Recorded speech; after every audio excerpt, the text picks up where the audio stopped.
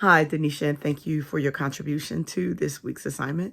Prior to pursuing my doctorate, I was a teacher for several years, so I am familiar with the early childhood assessments.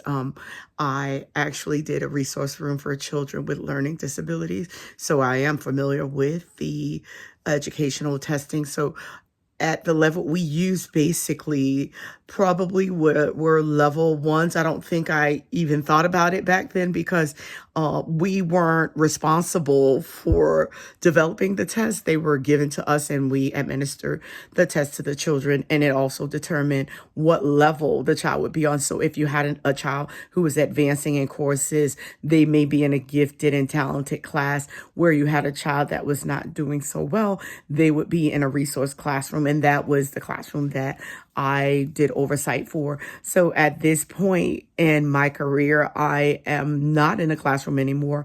I am actually doing more work with my church, which is where I'm going with grief counseling. I actually work with several churches, and I would be doing grief support groups. I'm also looking into pursuing certification as a chaplain so I can go into hospice facilities, hospitals, different places like that.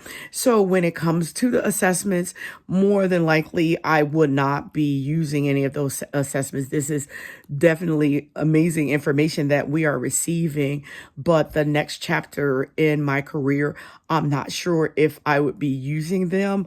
More than likely, I will not be under the supervision of a psychologist or anything like that, because as a chaplain or even as a grief counselor, there's probably not going to be anyone that's going to provide that oversight. So, as a professor, and again, that's something that's on my agenda to become a professor. I'm sure there'll be other administrators, that will be at that level. Maybe it will be a point in my career where I'll be interested in developing some testing, some school testing. So, I'm not beyond that. So I would say at this point, I'm probably level 2, but at some point in my career, I may be able to elevate up to that level 3. Thank you so much. Bye.